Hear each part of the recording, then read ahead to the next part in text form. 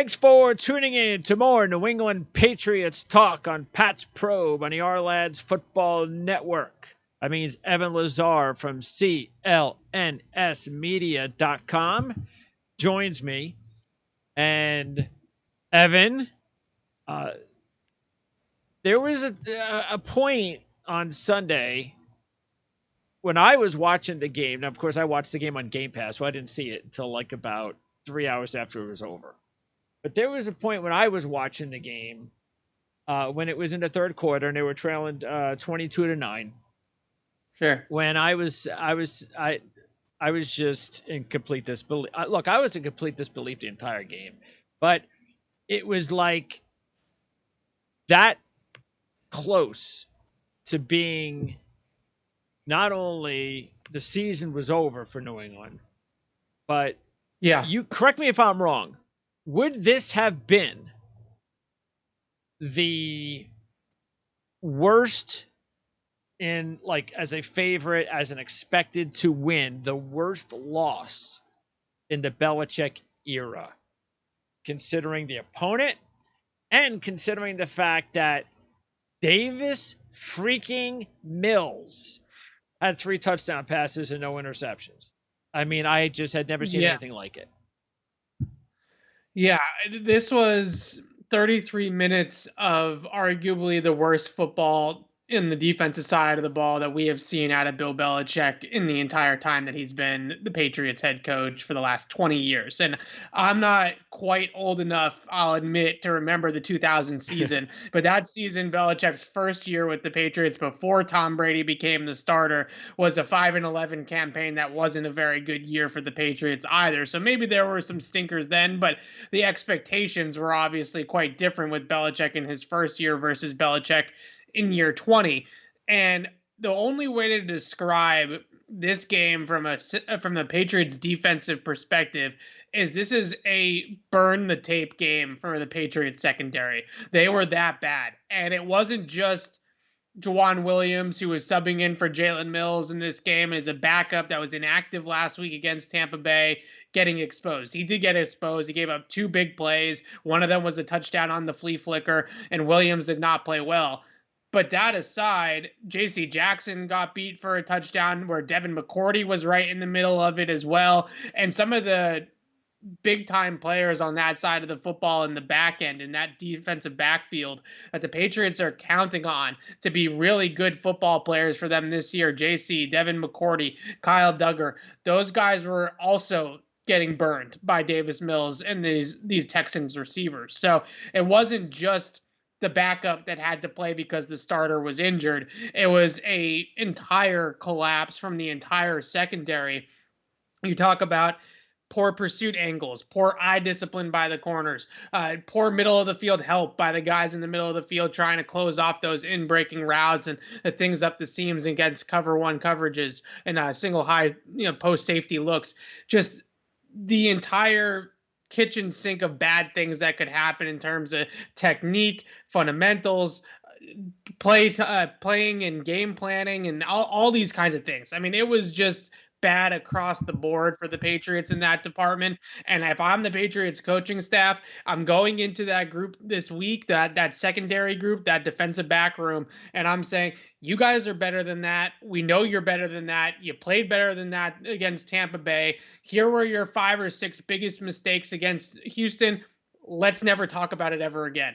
Because I can't imagine. And if Devin McCourty plays as badly as he did in that game against the Texans the rest of the year, then the Patriots are in trouble, right? And I can't imagine that Devin McCourty is going to have that bad of a game ever again in his pro career. That was probably one of his worst games in the NFL. So I just can't imagine that's going to get replicated again. So I think a lot of these mistakes and a lot of these breakdowns in the secondary, you coach him up, you learn from him. But once we turn the page to the Dallas Cowboys, and mind you, if the Patriots cover against Dallas, like they did against Houston, then Dak Prescott is going to score 50 on the Patriots defense on Sunday at Gillette Stadium. So they have a lot of work to do in that secondary now. Yeah, look, there's no question that this was all about, upstairs. It was about a major hangover from everybody, and including the And I coaching would also staff. say maybe a little bit of a letdown from the Stephon Gilmore trade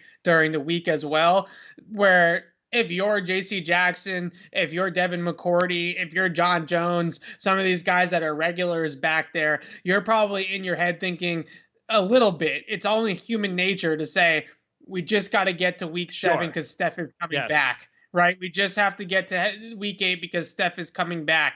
And once he comes back, all the puzzle pieces are going to fit together and everything's going to make sense. And if you're JC Jackson, you don't have to go out there against the number 1 receiver every single week. You can go up against the number 2 guy because you have an all pro player in Gilmore. They trade Gilmore, and now all of a sudden it's like, oh shoot, this is our group. Yeah. Like, this is what we have. And I think there was a little bit of that in this Houston game as well. Maybe even more so than the hangover from the Bucks was the impact of the psyche of the Gilmore trade. Like, wow, this is now all on us to be the guys in the secondary Could now. this have also, and we get back to Belichick, been his biggest failure because we just automatically expect he's like a robot. Like, yeah, Yeah. that was a big game, Brady, but it's over. Houston, don't care how bad they are. We're gonna go get them. We're gonna attack Right. this rookie quarterback, and everything's gonna be fine. That almost it was like, well, wait a second, he's human after all. There had to have been a hangover for Belichick as well. Maybe he spent so much time getting ready for Brady that he spent no extra time on Houston and Davis Mills at all that maybe he normally would have. And maybe he just was out of it for a first 24, 48 hours, the beginning of the week. But because, again, it's just unexplainable. This is just Yeah. unexplainable of how this happened.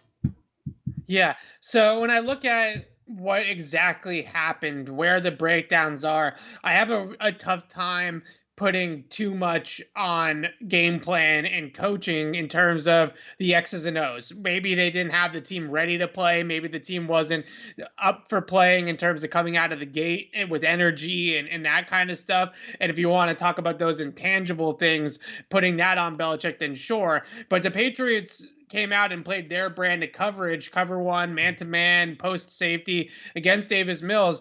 And all of us just expected that to be fine. Like, they didn't need to come up with some creative genius game plan to go against a rookie quarterback in week 2 against Zach Wilson. They ran their defense. They played their schemes. They didn't do much to confuse Wilson all that much. And they still made him look like a rookie quarterback. And he still threw 4 interceptions. So I think coming into this game, the Patriots expected to be able to just play Patriot football, and Davis Mills was going to hand them the game. And he went out there, and to Davis Mills' credit, he played a very, very good game. He took advantage of the opportunities that presented themselves. But on 2 different occasions, the touchdown pass to Moore, the 67-yarder, and on the 4th and 2 that gained 40 yards on Jawan Williams, both of those plays, Devin McCourty on both of them, and then then JC Jackson on the first one, going for the ball. Sure. Yeah. Right? Trying to go for the interception, trying to go for the big play. And instead of playing one guy playing the receiver and the other guy playing the football, both guys got caught playing the football, and everybody's looking at the receiver once he catches it and he runs into the end zone. So on the throw to Moore on the touchdown, JC Jackson tries to undercut it and elevate along the sideline to go ahead and pick it off. And he gets to the 9th floor, but he needed to get to the 10th floor. The ball goes over his head, and Devin McCourty runs himself right out of the play. And the Patriots technique there, they're coached, and it's obvious, is that JC Jackson's going to go for the football and Devin McCourty's going to go for the body. So that way there, if the receiver does catch the ball and JC somehow misses it in the air, Devin McCourty makes the tackle and they give up a 30-yard gain instead of a 67-yard gain. And that's how the Patriots have always played defense. That's how they've always mitigated big plays, is that post safety, that single high center fielder who's been Devin McCourty for the lion's share of the last decade. His job as the last line of defense is not to hunt for interceptions, but to mitigate the big plays, right? So if a corner gives up a catch and he gives up a big play like JC did, it's a 35-yarder instead of a 67-yard touchdown. And those fundamental breakdowns that's on the players. Sure. That's execution. And I think that's where I would point and say let's just burn this tape and let's forget Sure. about it, because those are just things that they don't typically make mistakes on. Now, I also want to give credit to Texans offensive coordinator Tim Kelly, because if you remember last year, Deshaun Watson carved them up in the exact same way that Davis Mills did this week, and it didn't matter that it was Mills instead of Watson in this game, because Mills was just as on fire as Deshaun was a year ago. So Kelly obviously has the right buttons. He's pushing the right buttons against these Patriots coverages. He knows the corners are going to be outside leverage. He knows that the help is to the middle of the field. And if he can attack in that 10 to 15 yard range where they're just past the help defenders in the middle of the field, but not high enough to have the post safety be an impact player on the play, they can take advantage of those areas of the field against the Patriots style of coverage, and that's exactly what they did. And look, we even touched upon it last week that throw the Buffalo film out if you're Davis Mills, but here was a guy that I thought played well in the preseason. Didn't look like he wasn't anything other than just another rookie quarterback since I've seen him so far, except the Buffalo game, and he Right. proved it in the game here. He just looked every bit as like a regular, say, first round rookie than just a Yeah. second round rookie who is just there until someone else comes along and takes over the job. I think he proved that he's quarterback that is going to get a chance to be the starting quarterback for the Houston Texans, and if he just at least shows a little bit of what he showed on Sunday, even though Tyrod Taylor was really good, you got to start Davis Mills when Taylor comes back. Yeah, especially for a team in a rebuild that isn't going anywhere, probably regardless of who the quarterback is, as long as it's not Deshaun Watson, that team's not going anywhere. So I think you have to look at this if you're the Texans. And similarly, Bill Belichick talked about Davis Mills during the week and said some nice things about him. And everybody always rolls their eyes when Belichick says, "Oh, this kid can make all the throws. He's a talented kid." And they're all like, "Oh, okay, Bill, you're just pumping the tires." But I've been told that the Patriots had some interest in Davis Mills in the pre-draft process, and Belichick scouted Davis Mills pretty extensively. Him and Josh McDaniels and the Patriots scouting staff did a lot of homework on Davis Mills. And if Mac Jones hadn't fallen to the That's right. Patriots at 15, I think Davis Mills on day 2 would have been a real in-play type Yep. of situation for the Patriots there, as probably a little bit better version in their eyes of like a Jared Stidham, right? Someone that's not necessarily as highly touted as a Mac Jones, but maybe has a little bit more upside and a little bit more of a floor than somebody like Jared Stidham. Well, speaking of quarterbacks on the other side, Mac Jones, and we're going to take a look at how Mac Jones did on our film session here this week. But overall, you do have to be impressed with the fact that, and look, we've been all negative and deserved so, but Patriots won the football game, and Yeah. they don't win the football game if Mac Jones doesn't handle himself well enough. A lot of times, rookie quarterback down a couple of scores, second half, while the team is just, especially the veterans, are the ones that are just like not giving you any help whatsoever. And you find a way to be part of the answer really says a lot.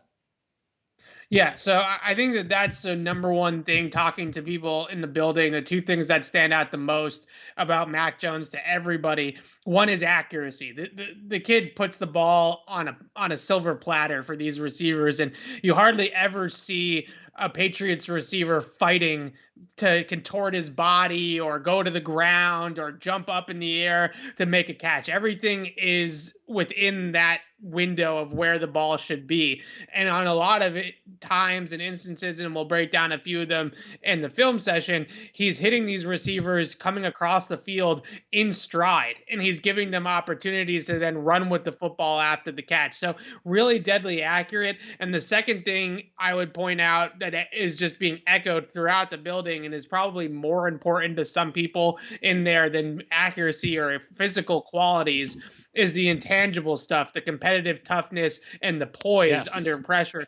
This is a quarterback that has looked very poised in terms of handling pressure in the pocket, but also just pressure of the moment, right? Stepping up when the lights are brightest. The Patriots were 7 for 10 throwing the football on third down in this game. He led his first fourth quarter comeback, granted against a terrible Texans team, but he put the Patriots in a position to win once again. And if you look across the board at the Patriots 5 games, they're 2-3, but Mac Jones has had them in a position to win the football game 4 times, right? Week 1 against Miami, Damian Harris fumbles. They win in week 2. Week 4 against Tampa Bay, Nick Folk lines up to kick the game-winning field goal with Mac Jones driving them down the field to set that up. And then this week against Houston, he actually pulls off the comeback and pulls off the game-winning drive. Yeah, So I think. Correct me if I'm wrong. I would say there was really only one part of the season so far where he's looked a little bit like a rookie, where he looked a little unsure of himself as well. That was between New Orleans and the Jets. Yeah. So New Orleans was his worst game by far, 3 turnovers. This game against the Texans, and Mac talked about this on Monday during his weekly radio hit here in Boston, that he gave the Texans way too many opportunities to pick him off in the game on Sunday. And he called it a step back for him personally because of how many interceptable passes he threw, or PFF calls them turnover worthy plays. He had 3 of them according to PFF. It probably could have been 4 or 5 if you wanted to be a little bit more not as conservative with the number, I guess, and you wanted to really look at all the times that Texans linebackers and defensive backs got their hands on Mac Jones's passes. Not some of them would have been incredible interceptions, granted, right? You know, diving, leaping types of picks, but the ball was still there. And when we talked to McDaniels today, he said that what the Patriots want to eliminate from Mac Jones's game isn't necessarily the throws that the contested throws, right? Because this is the NFL, and when you throw the ball down the field, there's going to be some times where the defensive back is just going to make a play. Sure. But as long as there's a receiver in the area that he's throwing the ball to, and you can explain the why he made that throw, and the Patriots are good with that. Where they run into problems, I believe, is when they feel like he's just throwing it to no man's land, and there's more Texans in the area than there are Patriots. Yes. Those are the ones that Josh McDaniels wants to cut out. But I think what McDaniels was kind of getting at was that he doesn't want to coach Max so hard with the turnovers that he becomes trigger shy. Absolutely. Right? You don't want him to be. You still want him to be aggressive. Yes. So I think that they're okay with some of the aggressive chances that he's taking, but the throws where he's, they're thrown into no man's land, those ones got to go. And by the way, I think that's exactly been the issue with, or at least I know for sure in this past game with Zach Wilson watching that game, because I was looking at the film and I was looking at wide open guys deep, and he was just not pulling the trigger. And you got a guy who obviously has had some interception and turnover issues, and that's what can happen to a rookie. So we've seen less of the not willing to pull the trigger throws where there's open guys down the field and he's not willing to go there. He hit Jacoby Myers right in the chest on a throw down the left sideline in this game where Myers should have caught it for a big gain. That was probably one of his most aggressive boundary throws that we have seen. Now Myers was wide open. It was they put the safety in conflict and they were able to get an easy deep shot for Mac, but at least he pulled the trigger on it, and that was a good thing to see. You're still waiting, and maybe this just won't come his rookie year, maybe this will be something down the line, but you're still waiting for the sideline dime, right? Nelson Aguilar, shoulder, something deep down for catch, I hear you. Where he's where he's throwing it 40, 45 yards in the air and he's putting it on a platter for Nelson Aguilar or whoever. You're still waiting for that outside the numbers moment to flash. And maybe he just doesn't have the arm strength yet to get the ball there and have those opportunities. And he is going to live between the hash marks, and the Patriots will just have to scheme around that. All right. Let's first take a look at some of the good throws, some of the good plays from Mac Jones. So tell us what we're going to see here first. All right, so this is the second third down for the Patriots. They scored right out of the gate, and the Texans did as well. But the Patriots went right down the field and matched it and scored a touchdown and kind of kept them in the game early by going toe to toe with the Texans offense, just lighting up the Patriots defense. So when you first look at this play, the Texans are showing man to man, right? You have these receivers at the top of the screen on the trip side. They got guys over the top of them, right? And it looks like a man coverage. And as you roll the play a little bit, Kendrick Bourne's going to come in motion. And once he goes to the other side, the Texans are going to adjust. They're going to walk that safety down to the line of scrimmage. You see the pointing in the secondary, and we're going to change the coverage, and we're going to change the assignments here.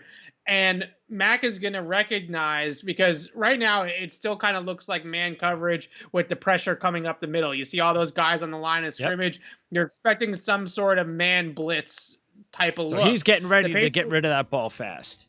Yep. Yeah, and the Patriots have a little bit of a play action from the gun here on. And once you kind of roll it just a little bit more, you're going to see those corners on the outside start to open up and kind of bail off the line of scrimmage. And now what Mac is going to see is he's going to recognize this isn't man coverage. This is actually zone coverage. And I have this play action fake that's going to hold those middle of the field defenders up in the line of scrimmage. And at the top of the screen, I have Nelson Agholor running an in cut against an outside leveraged corner. And this is 3rd and 3, mind you, in the red area. So Mike Lombardi talks about these types of plays all the time, and he calls them 4-point plays. Because if you convert here, you're probably going to get a touchdown. If you don't convert, you're kicking the field goal. So it's a difference between 4 points. And when you roll the play in full speed, you're going to see that play action fake. It's going to hold those linebackers up. You're going to see Nelson Agholor at the top of the screen win on the in cut, and the ball's right there, and the Patriots move the chains, and they go in the end zone. It's not the flashiest of plays, but the clean process and the efficiency that Mac Jones works at these types of concepts is really what the Patriots are looking for out of the quarterback position. They don't care if Mac Jones is going to go out there and throw off his back foot, move into his left, and hit Tyreek Hill like Patrick Mahomes does on a 60-yard bomb. They don't care about that. They care about these 3rd and 3, third downs, where if he can move the chains and keep the offense on schedule. That's how their offense operates. And it looks so simple. And that's the thing. Make the simple plays and give him the opportunity to make the simple plays. And that worked out really well. What are we going to see here? So this is a play action concept, and the Patriots actually call this play Charles Barkley. I don't know why, but that's what they call it. It's their one-word association for the play. What's going to happen, you've probably seen between watching the Patriots and watching the Tampa Bay Buccaneers now, you've probably seen this play 500 times if you're a Patriots fan, because they love it. Brady loved it for a decade, and now Mac Jones is using it. So the left guard to Mac Jones's left, obviously, is he's going to pull. And he's going to pull out and simulate a power run blocking scheme. And that's going to influence those linebackers to step up and come downhill to play the run. And as Hunter Henry motions into this formation to Mac Jones's right, he's just going to run a crossing route from right to left, right behind the linebacker level. And Mac Jones is going to just play out the fake, get his eyes back up the field after turning his back. And as soon as he hits that back foot, the ball comes out and he's able to get the ball to Hunter Henry. But what I mentioned earlier about Mac, which has really impressed me every single week, is how accurate he is throwing the football to the first and the second level of the defense. So as you roll the play, you're just going to see where Mac Jones puts this ball on Hunter Henry is just, the ball placement's just perfect. And when we watch it from the end zone angle, you're going to see that linebacker to his left, right off the line of scrimmage, he's going to try to recover underneath Hunter Henry's route once he reads play action. And this throw takes a little bit of touch and a little bit of velocity, but you have to have the perfect balance of touch and velocity, because if he throws it too much on a line, then this underneath linebacker dropping underneath Hunter Henry's route is going to have a chance to break up this pass. But if he doesn't throw it with enough velocity, then the DB coming into the picture late is going to have a chance to kill Hunter Henry coming over the middle. And when you also look at the ball placement right in Hunter Henry's chest, that is going to allow Hunter Henry to protect himself from the oncoming hit. So we're just talking about accuracy here and the ability to throw the ball to a moving target coming across the formation. And I don't want to make everything about Cam Newton, because it's not really about that. But last year Cam really struggled with throwing the football to moving targets coming from left to right or right to left off of similar concepts, and it really had a tough time. The ball was either too high or it was too low or was a little behind, and they were leaving yards out on the field because they weren't leading those receivers into the pockets of space to run with the football after the catch. And Mac Jones is doing that. So with Cam last year, that Hunter Henry play probably gets completed, but it's probably a 10-yard gain instead of a 21-yard gain, because he doesn't put the ball in a spot where Henry can run with it up the field. Okay, now we're inside the red zone here. So this is the touchdown pass to Hunter Henry on the corner route. And I don't think that this throw is like anything super, this read, is anything super spectacular. Hunter Henry wins the route and Matt Jones recognizes it and makes the pass.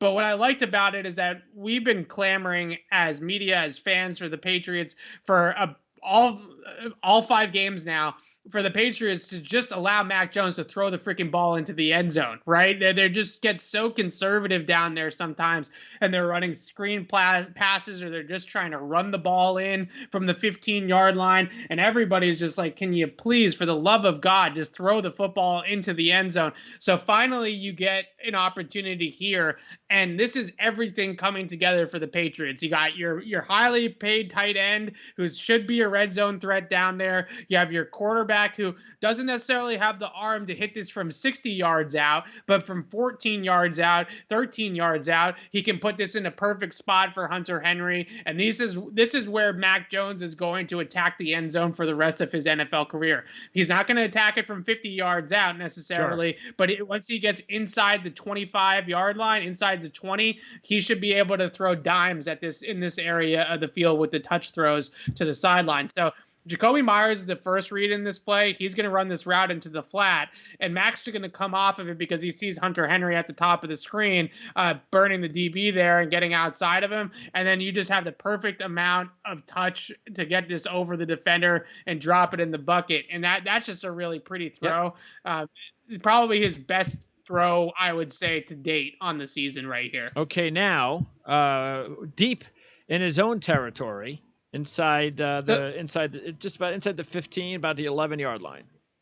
Yeah, so this is another play action play. So instead of pulling the guard, the Patriots are going to lead through the hole with the fullback. So they're just simulating a fullback lead type of play, or ISO play, if you want to call it that. And that's once again going to get these Texans linebackers to scream upfield and fit the run. And again, just watch how quickly Mac gets rid of this ball, because with these play action concepts that the Patriots run, if there's any hesitation by the quarterback, then these in-breaking routes over the middle of the field are going to get covered up by those linebackers dropping out. So if there's any sort of hesitation whatsoever, then he is in trouble. So what happens is, as soon as Christian Kirksey there in the middle tries to recover and robot underneath this route, the ball is already by him. And those are the types of throws that you want to see. And once again, I think I put the end zone angle in here. You can see the ball placement on this pass to Jacoby Myers and how it leads him into these yards after the catch. It's just, the ball is just thrown very catchable, very perfect, right on the money to Jacoby Myers, and he's able to turn really a 10 or 11 yard throw into a 24-yard gain. And how many times over the last 20 years with Brady have we said that about a Brady-led offense, where it seems like the throw is not traveling that far in the air, but somehow the Patriots break off an explosive play because Brady's hitting the guy in stride and allowing the receivers to run with it after the catch. Okay, now we are at midfield. Is this a positive play? This is the last positive play, and then I want to get one negative one in there. This is a third down. Hunter Henry, 3rd and 6, fourth quarter, down in the game. Pressure's on this play, right? This is a gotta have it third down. And the first thing that is important in terms of the read, the coverage read. This off-ball linebacker to Mac's left, essentially that player is in the passing lane. Hunter Henry's going to run an in cut, and they have it beat from the coverage standpoint on the outside. The cornerback who's playing the flat is outside leverage. You have the deep safety over the top that's well off the line of scrimmage. So from all of those vantage points, the middle of the field is screaming for this in cut. But Mac's got to move that linebacker out of that passing window, because otherwise he's just going to stand there and take away the throw to Hunter Henry. So as Mac drops back, he's going to just kind of look off to his left a little bit and get that linebacker to match the running back's route out of the backfield, which is going to get him to widen away from Hunter Henry's route. Now, the second thing that I want to point out about this play is I think the pre-draft analysis of Mac Jones was that he's a statue in the pocket, and he has absolutely no athleticism whatsoever. Like Tom Brady. Like Tom Brady. And I actually think that Mac is proving every single week that he's a little bit more nimble than people think.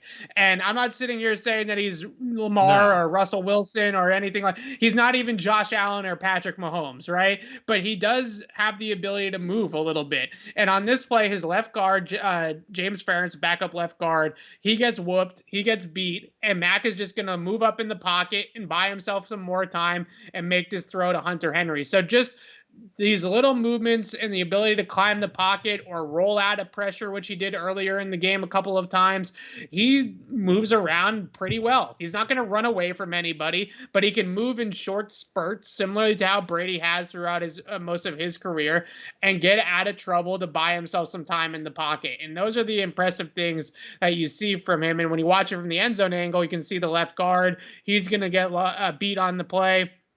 And that opens up the C's part for him to just step right up in the pocket. And that's exactly what he does. And these are just easy things, right? I mean, it looks so easy.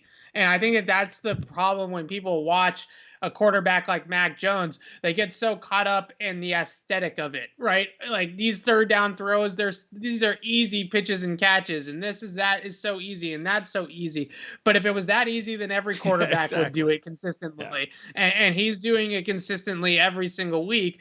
And I come back to the main point being, this is what the Patriots want out of the position. They don't want a Zach Wilson type who's very, very talented and good at his own right in certain ways, but he's not a good fit for the Patriots because he doesn't do these types of things that Mac can do. Now, here's the concern on the last play. And this speaks to a whole bunch of things all rolled up in one concern bucket for Mac Jones.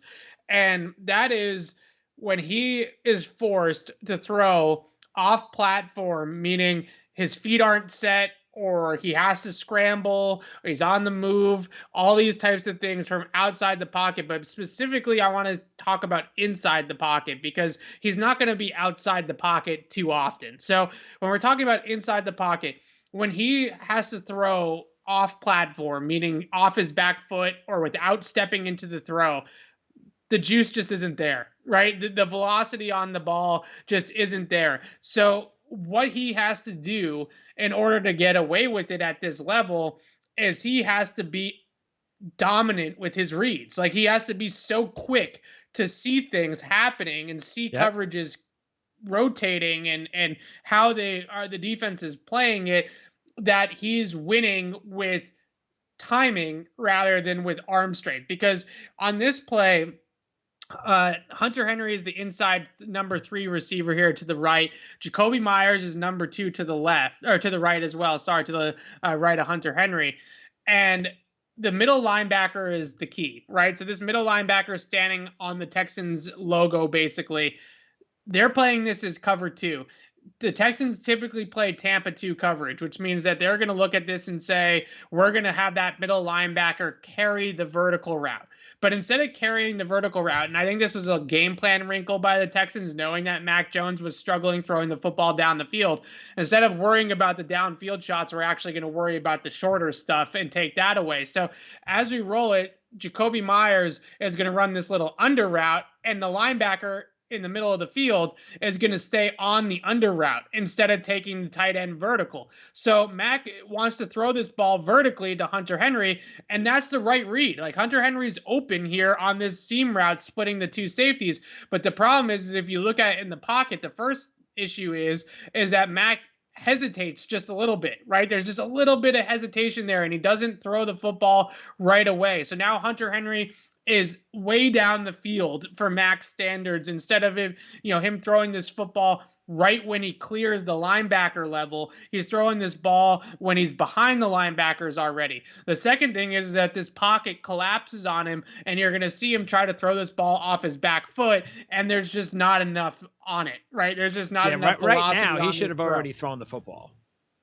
Right. So as soon as this linebacker is not flipping his hips and turning and running with Hunter Henry, he knows that it's not being matched vertically and that Jakobi Meyers is going to pull that linebacker out. So basically, as soon as Hunter Henry clears the second level or the linebacker level of the defense, this ball should already be out. And he should be anticipating where Henry is going and basically throwing this football right to like the red part of the Texans logo. And the ball should already be in the air. Now, why do you think, now what is Hunter Henry doing here? Because it looks like Hunter Henry doesn't even think that the ball's coming his way for a second there. So I think he doesn't think the ball is coming his way because the ball's not already his way. So right there is where he expected it to go. And once he didn't see Mac throw it, he figured this isn't coming to me. Yeah, because basically what the Patriots are trying to do is they're trying to put that middle linebacker in Tampa 2 in conflict. He can either match Hunter Henry's route or he can protect Jakobi Meyers' route, but he can't cover both routes, right? So if he matches the vertical, then Jakobi Meyers is just going to sit right in between the two zones there in the middle of the field and pick up a first down. If he doesn't match it, then Hunter Henry's going to be open on the seam splitter. But the problem is that Mac is just too late to throw it. And I just think Hunter Henry thinks that, he must be going someplace else, because if he was throwing me the ball, he already would have pulled the trigger by now. So these are the types of plays that I think a lot of people look at and they say, yeesh, this ball floats up there for a really long time, right? And there's just not a whole lot of mustard on it. Once he's forced to throw off his back foot in the pocket, there's just not enough oomph on this pass. Yeah. But when I look at this more as a mental error from Mac Jones. He can't hesitate. That little hesitation in the pocket kills him. He can't do that because he doesn't have Josh Allen's arm talent. Once he hesitates, that first read, he must realize fast, all right, now I got to go to a second read, a third read, or I got to get the hell out of the pocket. Right. So when I look at because there are several instances, especially against the Texans, where guys are getting their hands on the football and where Mac Jones throwing the football down the field, and really what I would call drive throws. There's deep balls and there's drive throws. Deep balls are the ones you want to put some air underneath and drop it down in the bucket. A drive throw is when you want to rip it, right? When you really want to uncork one 20, 25 yards down the field into a tight passing window. When he tries to drive the football down the field, there is definitely not a ton of juice on the football, but he can get away with it if he's just so lightning quick through the read that he understands when he can throw the football and when he can't, so that he can anticipate those windows happening. But if he holds the ball in the pocket and then tries to recover after that, he's toast. So that's the difference. And when you talk about, this is why guys like Zach Wilson, for instance, or Justin Fields or Trey Lance, this is why those guys go higher in the draft than Mac Jones, is because those guys have so much arm talent that these coaches think that they can coach the reads into them. And if the read isn't perfect, then Trey Lance might be able to thread the needle there. Or Zach Wilson might be able to thread the needle there. A great example, I think, of all of this is Josh Allen, who has really perfected his craft now, but the Bills took a chance on him because a lot of his college tape at Wyoming, he was maybe a half a beat too late to things, but he had such a fastball that it didn't matter. He could just throw the ball through a keyhole and get away with it anyways. Mac Jones doesn't have that luxury, and he needs to learn his limitations in that respect. Josh Allen is one of the rarest examples of quarterbacks who have improved their accuracy from college to the NFL, because it does not happen. Yeah. And Allen's been able to do that. Okay, now a few other things before I let you go. Harris, just another ho hum Yes. game. But look, this is another thing that we really didn't talk about because the disappointment for New England really wasn't on offense necessarily. It was the defense Right. because you expected this. You did not expect Houston to score more than 10 points. And yet the quarterback threw for over 300 yards and 3 touchdowns. So, but the fact remained the offensive line was dealing with 4 backups, not one. It wasn't just Trent Brown. It was the COVID Yeah. situation early in the week that actually played out where Winn and Unwenu just did not even play. Brown goes on Right. IR. Mason gets hurt and doesn't even play. And now all of a sudden you've got 4 backup linemen out there with a rookie quarterback. I have to give a ton of credit to that backup offensive line.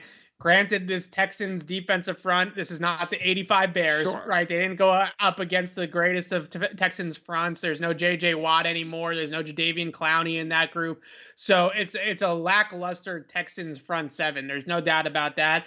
But that aside, this group, this backup offensive line, they played their butts off in this game for 4 quarters. And there were mistakes. It wasn't perfect, but the effort was, I would say, and I always hesitate to call out professional athletes for effort. I think it's a lazy trope to go after professional athletes to say they weren't trying hard enough, right? Because all these guys try hard.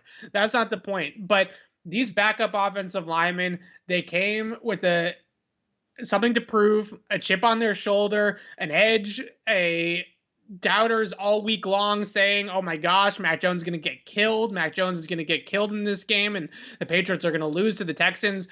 They almost lost to the Texans, and it had absolutely nothing to do with the Nothing. offensive line. The offensive line played well, and I think these backups really put on tape a really respectable effort. And that if you're Isaiah Winn and you're Mike Onwenu and you're Shaq Mason and you're Trent Brown, you're sitting there and saying, well, shoot, these guys played their butts off. And if I don't step my game up when I come back, then Yadni Kajust or Ted Karras or Justin Haran, these guys are going to take my job because these guys are out here playing hard and they're effective. And they were out there, and Mac Jones was only hit 4 times in the entire game, which was a season low. So you look at all these things and you say, okay, well, some of it was certainly the Texans and the fact that their defense is not very good, but you have to give a ton of credit, and you just see the difference in just effort, right? And just energy when you put guys on the field that are fighting for playing time and fighting for jobs. I think what happened in a lot of ways with this Patriots starting offensive line, which has struggled a lot to start the season, is that these guys started to read their own press clippings a little bit. You know, everybody's talking about how it's going to be a top 5 offensive line. Shaq Mason's a highly paid guy. Isaiah Wynn's a former first-round pick. Mike Onwenu's the second-year darling that, you know, was a 6th-round gem steal by Bill Belichick. David Andrews got a nice contract in free agency. Trent Brown has got paid several times in his NFL career, and these guys are coming out here and just thinking that they're going to go through the motions and be able to put good product on tape. And these backups showed to them, this is how you fight. This is how you compete. This is how you play with energy for 4 quarters. And the product was better. The backup offensive line played better than the starting offensive line did last week. Now, does Harris have a fumbling problem? It certainly seems that way. And the Patriots have a running backs problem right now because Harris has a little bit of the yips when it comes to the fumbles. Ramondre Stevenson, he ran the ball 11 times in this game for 23 yards and looked extremely timid carrying the football because of his his ball security problem is in his head. Clearly, J.J. Taylor fumbled last week against the Buccaneers and was inactive this week against Houston. Brandon Bolden's Brandon Bolden, right? He's the definition of replacement level, right? He can't be he's in a there. very No. Right. He's extremely average. So the Patriots' most dynamic running back is Damian Harris. But if he's going to keep putting the ball on the ground, then they're going to be in trouble. And now they've coached Ramondre Stevenson's ball security so much and harped on ball security so much with him that he's afraid to carry the football. So there's just it's a mess in the backfield, and I know a lot of Patriots fans are going to point to the Sony Michel trade and scratch their heads and say maybe they should have hung on to Michel so they would have another veteran option alongside Damian Harris in that backfield. But, Sony Michel is nothing special either in terms of dynamic, ball carrying ability. So is he more steady than some of these other guys? Certainly. But I don't know how much of a difference Sony would have really made in terms of the production of the rushing attack. It just might have been a little bit cleaner of an operation if he was still Can here. you see the Patriots, if they believe before the trade deadline that they got playoff possibilities, that they make hey, we'll give this team a 7th round draft pick for their number 3 running back, which would be our number 2? I think the biggest problem that you see with the Patriots in terms of making trades for running backs and acquiring running backs is their running back rules are very, very complex. And if you're a guy that's coming into this system brand new with no past experience in the system, and then you have to learn it on the fly mid-season. For example, Marlon Mack in Indianapolis is a great fit for their 3rd down back role. He can catch the ball out of the backfield a little bit. He can run between the tackles. He's kind of like a younger version of a Rex Burkhead, who the Patriots are missing right now. A really good option that's available via trade, has requested a trade from the Colts. But can Marlon Mack come into the Patriots system in week 6, get up to speed, and have himself play fast enough to actually make an impact, on the field in season? It's one thing to sign a running back in free agency. It's another thing to draft a running back and have months and months and months of work with that guy. But to drop Marlon Mack into the offense mid-season and get something out of him, I don't know if that's going to work out. So if I'm the Patriots, the call I'm making is to Nick Caserio, and I'm saying, give us Rex Burkhead back. What do you want for Rex Burkhead? He's been a little bit banged up. He didn't play in this game against the Patriots, but the Pats know all about that with Rex Burkhead. He's always banged up. He's always got some sort of injury going on, but he's the only guy that's on the potentially available because the Texans got the one thing they have is running backs, right? How did Rex Burkhead, by the way, how did he go to Houston when the Patriots had all this cash? I don't know. And Houston has like 3 number 1 running backs. What is he doing there? So I think they really believed in J.J. Taylor, and unfortunately it just hasn't panned out that way, and they wanted to give Rex Burkhead snaps to Ramondre Stevenson and J.J. Taylor and go younger at the position. But now that James White is hurt, Brandon Bolden is Rex Burkhead's a much better passing down back than Brandon Bolden is. So if I'm the Patriots and Rex Burkhead's healthy by the trade deadline and they're in contention, I'm calling up Nick Caserio and saying, Nick, your team's going nowhere. You have Mark Ingram, you have Phillip Lindsay, you have David Johnson. Rex not even playing. Like, here's a 6th round pick. Give us our running back and call it a day. Maybe even a player for player trade, to tell you the truth. I don't know. If I'm the Patriots, I know a 6th is a 6th, but I don't know if I'm giving up a 6th.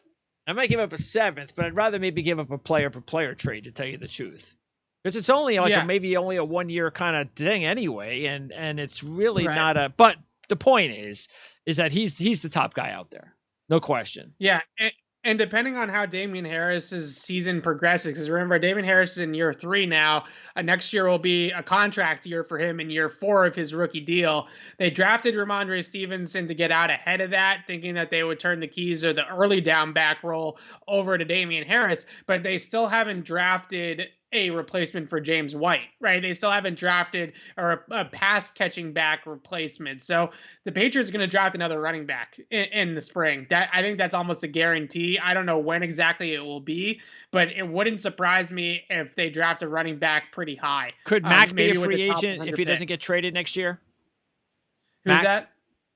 Yeah, I don't know about his contract situation. I just know that he's unhappy with his workload in Indy and wants out. But yeah, that's going to be. I guarantee you that the Patriots are going to draft a running back, and they're probably going to sign 6 of them, and they're going to have 10 in training camp next year to make sure that this doesn't happen again. Okay, and then I don't know where this Chris Moore. I mean, look, I know where it comes from, but I mean, it's watching it. I didn't even know who he was at first. I'm like, who's this guy? Yeah. And then when I realized who it was, I was like, okay. And I don't even. There's no. Well, I can give you 2 quick silver linings on the defensive side of the ball. because the front seven watching the game back was better than the secondary for sure. And they were able to do some stuff in the line of scrimmage. The first thing I would say is that maybe the most positive development from this entire game is that Dante Hightower looked like his old self for the first time since coming back from the COVID opt-out. So this was Dante Hightower's best game of the year by far. He had 4 stops against the run. He was active in the pass rush. You could his just buddy see back with him. Yeah, maybe it was Jamie Collins. Yeah, maybe Jamie Collins lit a fire under him. You could just see the old vintage Dante Hightower starting to come back out a little bit. And that was a really positive. If that's the Dante Hightower that the Patriots are going to get for the rest of the season, and that's going to go a really, really long way for their defense moving forward. The other player that continues to just flash in droves is Christian Barmore, the rookie from Alabama, their second round pick. They went back-to-back Bama picks. They actually went back-to-back Bama picks and then back-to-back Oklahoma picks, but that's besides the point. Christian Barmore, their second round pick, defensive tackle, interior pass rusher. The Patriots know that this kid is good. They've been scheming up ways to get him one-on-ones on guards and centers and things like that in the pass rush, and he's taking advantage of those. He drew a hold both as a pass rusher and as a run defender against Houston. He's someone that is a really, really tough dude to block, even at the NFL level. So I think he's going to be a really good player for them. Okay, and then, by the way, and Judon had a couple more sacks, so he has been everything that they have asked for in free agency. Okay, so he's the leader of this defense. Devin McCourty's the leader because of how long he's been here. But in terms of who's playing the best right now and who's leading the way defensively, if I'm the Patriots coaching staff, I'm saying, look at the red sleeves. Like point to number 9 and say how he's playing every single down is how all of you guys should be playing. Yeah. Because he's going out there every single play. It's not, sometimes his assignments are a little bit off. Sometimes he's not perfect in the scheme and all that kind of stuff, but his effort level is terrific every single time he steps on the field. And he's a leader. He goes up there at the podium on Wednesdays and he talks to us, and he exudes confidence and energy. He's a funny guy. He's somebody that they really are gravitating towards in that locker room, and he's really starting to put a stamp on this defense. Just his presence in the Patriots facility is something that people are standing out. Last week when he got up there, he got asked 5 or 6 Tom Brady questions in a row during Bucs week, and Judon stands up there and after the 5th or 6th one, he rolls his eyes and he's like, guys, he's just another quarterback on our schedule, right? He's just another guy on our schedule. He's a great player. I'm not taking anything away from him, but he's just another quarterback that we're going to play on Sunday. And that really, I think, set the tone for the defense the entire week of Tom Brady is not Superman, right? Yeah. He's not implacable. He's just another player. And Judon is really the one that has kind of been the ringleader. And I wrote that in my takeaways from the game. Just follow Matt Judon. Just do what Matt Judon's doing. All right, now let's do some kind of depth chart roster cleanups here, because we just minutes after our recorded show last week, Gilmore gets traded. So yeah, what happened there? I honestly don't know what happened. That situation deteriorated awfully fast because now it sounds like Gilmore is willing to play in Carolina under his current contract and isn't asking for a restructure or a pay raise or an extension or anything like that. He just wants to play for the Panthers. Now, the Panthers are his hometown team. He grew up in Rock Hill, South Carolina, about 30 minutes away from the Panthers Stadium. He has a house down there that he spends his off seasons down there, all that kind of thing. So it's a homecoming for Stephon Gilmore. So I don't know. I think that the writing had been on the wall for a while that this was going this direction, but this points to me in a lot of ways is in the same category sort of as how they handled the Jimmy Garoppolo trade, not necessarily comparing the situations, but just the trade of Jimmy Garoppolo, and that the Patriots didn't shop Stephon Gilmore. They didn't auction Stephon Gilmore off to the highest bidder. They picked up the phone. They called the Carolina Panthers. They said to the Panthers, make your best offer for Stephon Gilmore. It ended up being a 6th-round pick, and the Patriots did the deal. And this has been following a theme, and I think the Belichick defenders, I think what they would say to it is that Belichick is trying to buy veteran players. He doesn't want to Jacksonville just because they offered the best draft pick, because that's not fair to Stephon Gilmore. And that doesn't send a good message to the rest of the players on the team that when we don't need you anymore, we're just going to sell you to the highest bidder and we're going to put you on whatever crap team we feel like. Yeah, And I think because that's something I thought a 6th-round draft pick was, I mean, if you're Carolina, you're ecstatic. right. And I think that's what the idea of it is that the Patriots allowed Stephon Gilmore, a 2-time All-Pro, Defensive Player of the Year, Super Bowl hero for their team with the interception against the Rams, a really done everything right by the organization up until that point. They let him control his own destiny, if you will. Yeah. And I think that that's what they're trying to allude to the rest of the players is we will take care of you. Yes, sure. At some point, your time might be up here, but we're not going to just cut you loose and allow you, trade you to Jacksonville or trade you to a team that's going to win 3 games this year. We're going to look out for you. And there's something to be said for that. Sure. Maybe that's why a lot of these free agents felt comfortable coming to New England, is because the Patriots treated a high-priced free agent in Stephon Gilmore the right way. But at the same time, in terms of asset management and return on investment, it's killing the team, right? Yeah. Because, not only could they probably have gotten better than a 6th-round pick now if they had traded Stephon Gilmore a year ago instead of now, when it was clear that last year's team wasn't going to make the playoffs and they were probably headed towards a 2 or 3 year rebuild, which a 30-year-old corner making $16 million a year wasn't going to be a part of. The Patriots should have traded Stephon Gilmore a year plus ago, right? Yeah, really could have got a 2nd-round draft pick. Yeah, really the 2020 draft was the sweet spot to trade him, and they should have traded him then. Yep, agreed. Okay, so, and then Collins gets signed, because that happened pretty quick. It looked like he was going somewhere else, and then he goes to the Patriots. So, any particular reason why he was let go from Detroit? So he had effort issues in Detroit, which is pretty typical of Jamie Collins when things are not going well for him, right? When things start to snowball on Jamie Collins, same thing happened in Cleveland. He mails it in. He just does. I love Jamie Collins. He's a great dude to talk to, and has been a great Patriot all 3 times that he's been on the Patriots now, or 2 times before, and now this time. So he's done very, very well by Bill Belichick. Nobody else seems to be able to motivate him. I don't know what it is that Bill does or says or is able to do. I'd also point to Matt Patricia, who's here again, who was there in Detroit when Jamie Collins initially got there. Yeah. Those 2 guys seem to be able to put their fingers on it correctly with Jamie Collins, or more than likely, it's probably Dante Hightower, who's one of his best friends. And Hightower plays hard, and Hightower plays with a mean streak. So my guess is that maybe Collins plays for Hightower, and Hightower can kind of get him to lock in and play hard.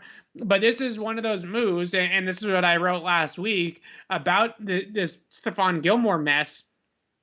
On one hand, they're telling Stephon Gilmore, we can't pay you, we're trading you for a 6th-round pick. And then on the other hand, they're bringing Jamie Collins back. So are you rebuilding or are you winning now, right? Yeah. And some moves are one way and some moves are the other, and it's got the Patriots caught in this weird middle ground, which is why they were 7-9 last year. That's why they're trending towards 7-10 or 8-11 or whatever you want to call it. This year, I'm really bad at math. 8-11 doesn't exist. That's why they're here.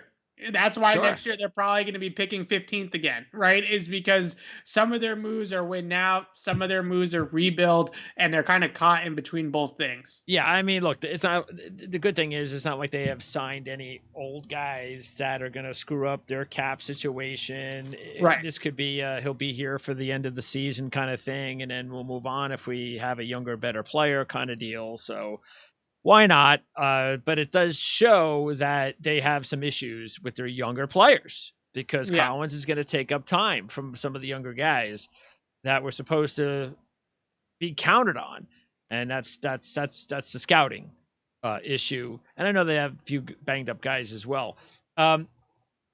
Is White coming back? No, he's going to be He's done for the done for the year. year. Okay. Yeah, he had hip surgery. That injury is scary. It luckily wasn't as bad as it could have been. He didn't have the full Tua, he didn't have the hip completely pop out. It just moved out of the socket instead of being dislocated. He is called a subplexion when it just kind of moves in the socket instead of fully popping out of the socket like it did for Tua. So but when you're a 31-year-old running back and then you have a bad hip Yeah. injury, you start to worry for James White's future.